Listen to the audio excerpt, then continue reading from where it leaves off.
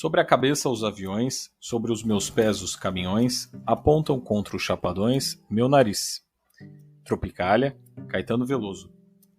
Eu escolhi abrir esse episódio com essa música, esse primeiro episódio com essa música, porque quando eu ouvi essa música a primeira vez, eu visualizei os tanques, os aviões, aquilo tudo que a gente visualiza como um golpe militar. E aí eu achei que tinha tudo a ver com o caldo da nossa sopa de hoje. Afinal, Bolsonaro ganhou ou Bolsonaro perdeu no dia em que os militares saíram às ruas para entregar um convite, o que foi visto por alguns como uma pressão pelo voto impresso e uma demonstração de força do presidente.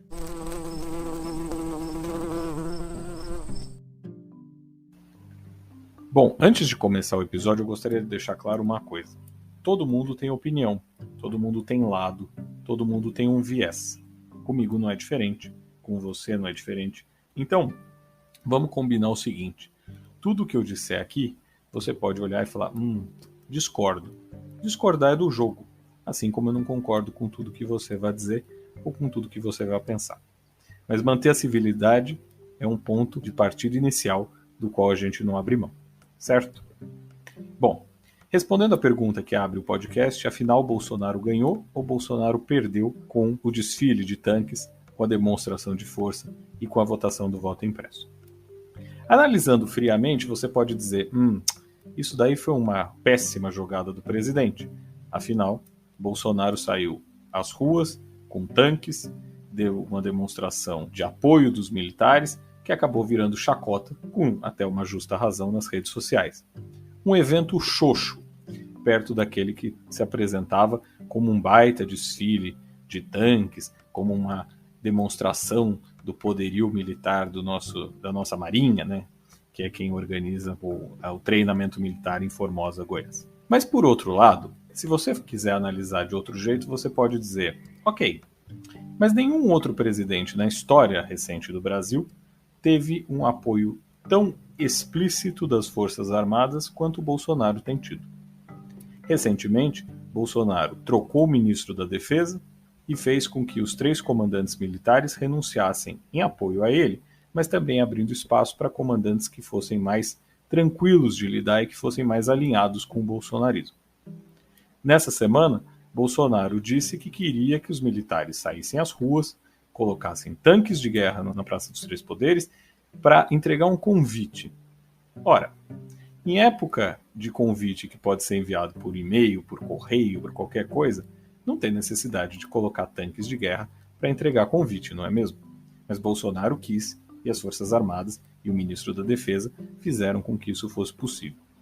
Você pode dizer, mas esse treinamento em Formosa, Goiás já existe desde 1988 e sempre foi feito, e por que agora tem essa diferença? Ok, sempre foi feito assim. Mas nem nos governos de Collor, Itamar, no governo Fernando Henrique, Lula, Dilma ou Temer, nunca houve uma parada militar para a entrega do convite para o evento. Essa foi a primeira vez. E foi uma primeira vez em um dia bastante específico. Foi a primeira vez no dia em que o Congresso Nacional ia votar a tal da PEC do voto impresso. Bolsonaro tem encampado essa PEC do voto impresso há bastante tempo. Mais precisamente, com mais força, desde quando ele foi aos Estados Unidos, onde ele encontrou o presidente Trump na Flórida. É curioso até pensar que o presidente Trump usou um estratagema parecido com o de Bolsonaro atualmente para fazer com que as eleições fossem favoráveis a ele, ou tentar fazer com que as eleições fossem favoráveis a ele. Bolsonaro, naquela ocasião, disse que ele tinha provas de que as eleições de 2018 foram fraudadas. Trump, por sua vez, disse coisa semelhante. Disse que as eleições dos Estados Unidos eram fraudadas e que naquele ano de 2020 elas seriam fraudadas novamente para beneficiar o candidato democrata. Nos Estados Unidos, o sistema de votação é bastante complicado, porque cada estado decide como que vai ser. Existem estados com voto impresso, existem estados com voto misto, existem estados com voto eletrônico apenas. Existem estados em que você pode votar com antecedência, existem estados que você só pode votar naquele dia, primeira terça-feira de novembro, existem estados que aceitam voto até depois do fechamento do prazo regulamentar para outros estados. Então, o sistema é bastante complexo e gera uma enorme confusão. Toda vez que tem apuração de votos lá, a gente vê que dá problema. No Brasil, é diferente. Desde 1996, nas eleições municipais, foi adotada a urna eletrônica. A urna eletrônica, gostemos ou não, discutamos ela em outro capítulo, ela traz algumas vantagens. Primeiro, para um país com uma escolaridade muito variada, a urna eletrônica torna a votação simples. É mais fácil as pessoas aprenderem a votar com aqueles números do que aprenderem a votar tendo que ler cédulas onde está escrito o nome do candidato, ou pior, em caso de cargos proporcionais, ter eles mesmos que escrever o nome do candidato em que pretende votar. Além disso, ela traz celeridade ao processo. Hoje em dia, você termina a votação às 5 da tarde, e lá pelas 7, 7 e meia da noite você já tem o resultado. Ou pelo menos já tem um resultado parcial que indica mais ou menos o que vai acontecer. Até 1996 não era assim. Era feita a contagem manual dos votos, das cédulas, e, obviamente, abrir espaço para muito mais fraudes do que atualmente. Mas a gente vai deixar esse assunto da urna eletrônica para um outro momento. Por enquanto, vale perceber que Bolsonaro fortaleceu aquele discurso trumpista de que havia fraude eleitoral. Essa história de fraude no Brasil começa mais precisamente em 2014, na eleição Aécio-Dilma. Aécio Neves, quando foi derrotado, tentou dizer que ele havia perdido no tapetão, que havia tido fraude eleitoral e que, por isso, ele foi derrotado. Fato é que o próprio PSDB e Aécio Neves entraram no Tribunal Superior Eleitoral, pediram uma auditoria, a auditoria foi feita e tanto o partido quanto o candidato à época reconheceram que não houve fraude e que o resultado foi aquele mesmo. Eles foram derrotados. Dessa vez, Bolsonaro se vale da eleição de 2014, começa uma campanha contra a urna eletrônica que abre margem para uma futura contestação eleitoral, a exemplo do que o Trump fez. Vale lembrar que o Trump adotou a mesma estratégia em 2020. Só que, nos Estados Unidos, como eu já coloquei, o sistema eleitoral é muito complicado. Cada estado faz de um jeito, etc. Então é mais fácil para o candidato dizer que a eleição foi fraudada. Afinal de contas, provar que não houve fraude é algo que demora. Os estados todos precisam fazer recontagens, cada estado tem o seu próprio tribunal local, sua própria Suprema Corte. Uma Suprema Corte aceita um recurso, a outra não aceita. Enfim, é um processo complicado. No Brasil é diferente. Existe uma justiça eleitoral unificada e essa justiça eleitoral unificada é responsável por contar os votos.